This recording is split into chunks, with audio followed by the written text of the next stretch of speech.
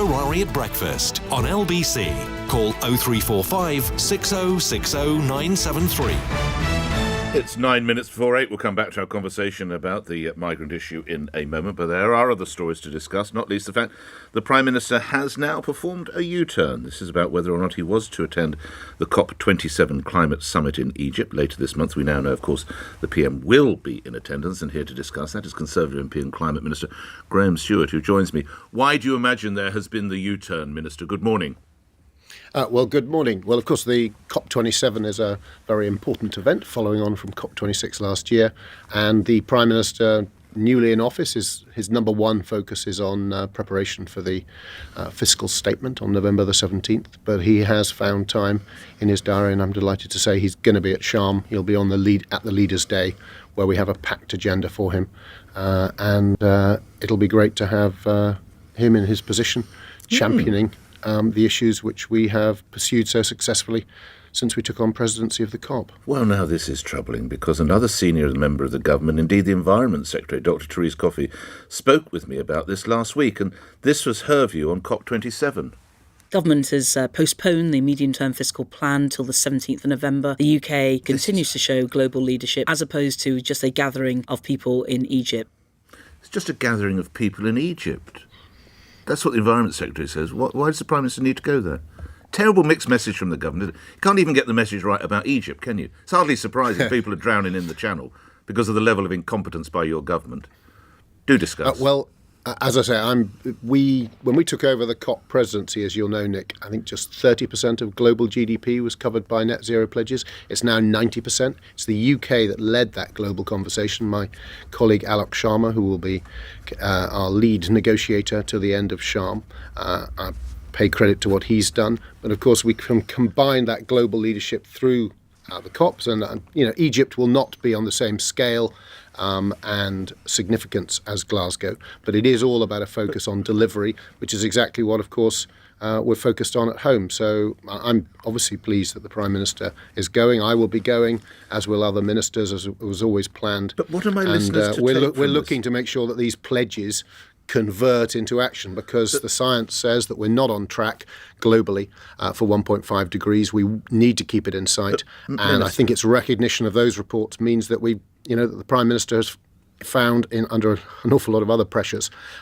he has made time to be able to go there and support the team and lead the team. But Minister, what are my listeners to make of this? They hear you saying what you're saying. They hear the Prime Minister saying there could be no long-term prosperity without action on climate change. That's why I will attend COP27. And then they hear the Environment Secretary. It's just a gathering of people in Egypt. Why should my listeners believe a single word that any of you lot say? Oh, Nick, you can be beyond this kind of gotcha contradiction. No, Nick, I know this is your shtick, but let's be fair. This is not the same. There are other things I can do. Yeah, exactly. But coming up with this kind of gotcha nonsense, I just, it was your own Environment Secretary, respectfully, Minister. Yeah, okay. Well, and respectfully, I don't blame you for pointing out the tensions in those remarks. But I think making a big deal about it doesn't really serve the issue. And it is an important issue. It is fundamental to our economy. It's fundamental to the future of humanity. And focusing on whether somebody played down the importance of an event which is not on the same scale as Glasgow, but is significant, and we will see other world leaders there, and the Prime Minister being there is obviously a good thing. Indeed. Let's move on to other matters after one final question. Do you think the Prime Minister's change of heart was in any way coloured by the fact that a former Prime Minister, and goodness knows there are enough of them, Boris Johnson, is in attendance? I doubt very much that would have played any role in it if indeed it was known when the decision was made. What I can tell you is, as I say, away from playing this Westminster bubble, who said what said, the big thing is whether we can make a real difference on things like forests, on zero emissions vehicles, building on the breakthrough agenda which we launched in Glasgow, which is looking at specifics, industrial segments, and trying to move it there. But you don't want to talk about that. You want to talk to me about what one person said that slightly contradicts what I said. You want to mention Boris going as opposed to dealing with the issues. Nick, do your listeners a favour and focus on the real issues, because that's what we need to talk about. And there's too much misinformation, and playing political gotcha games doesn't help the conversation, in my humble opinion. Of course, and I'm welcome for your opinion, Minister. I just want to try and hold people in positions of power to account account when perhaps messages are mixed. Shall we move to other areas, which I sense might be a good idea? It was not that long ago that you were Europe Minister. You must now look at the issues, the problems down in Manston and indeed the whole Channel crisis, as it's called, with a professional eye. What's not working, and how come a group of migrants were, quotes, dumped on a street at Victoria Station earlier this week? Well, if that happened, I think it's being looked into, then clearly it shouldn't, and I'm sure that will be investigated. Overall, we've seen, I think, a 77% increase in the number of applications. The system has been overwhelmed. The Home Secretary has surged, I think, 500 additional staff into the facility. We brought in the Nationality and Borders Act precisely to allow a speedier processing. The Rwanda policy is another part of trying to find the right solutions. It's not working, is it, the Rwanda policy? It isn't working the way we want it to, and the Home Secretary is focused absolutely on getting that right. It isn't working full stop, is it?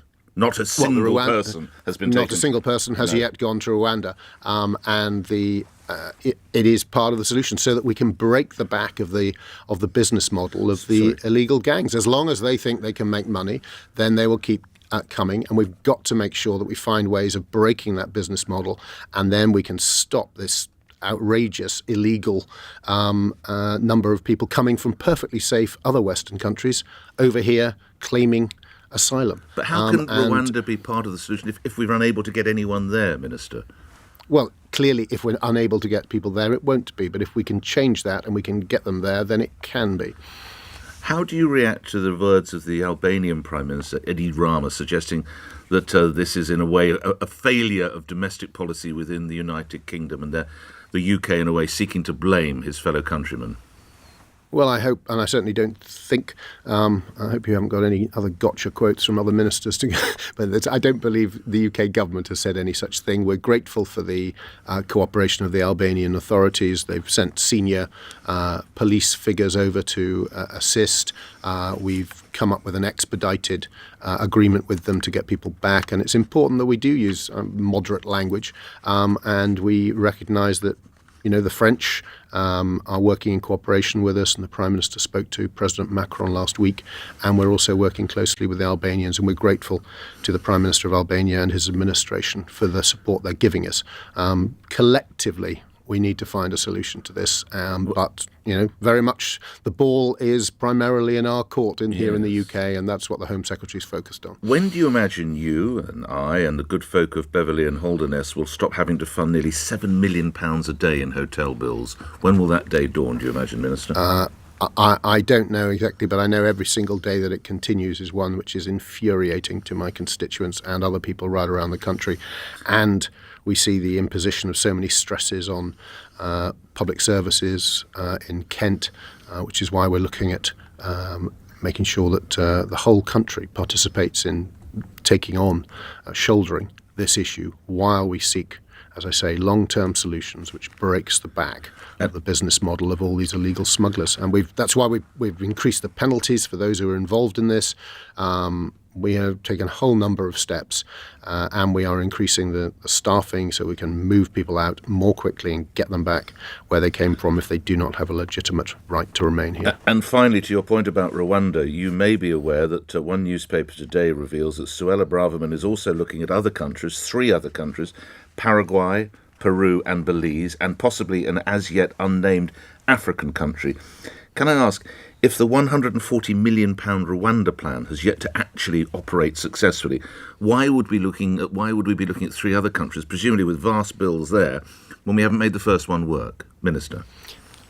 Well, as you said, if we're spending £7 million a day on hotel bills, we need to find a solution that not only processes what we've got, but stops the incentive for those who are seeking to come here and who are seeking to profit from bringing people here on what is essentially a dangerous journey that puts lives at risk and then imposes an unacceptable burden on the British state as well. But why would Peru work when Rwanda hasn't?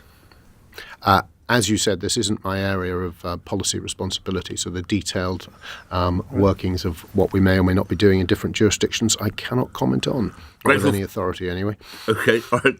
Grateful for your time. Climate Minister Graham Stuart appearing here on LBC. We're at 1 minute after 8. Let's get the news. on your radio, on Global Player, and Play LBC. leading Britain's conversation. This is LBC. From Global's newsroom at 8 o'clock. A homelessness charity says a group of around 40 migrants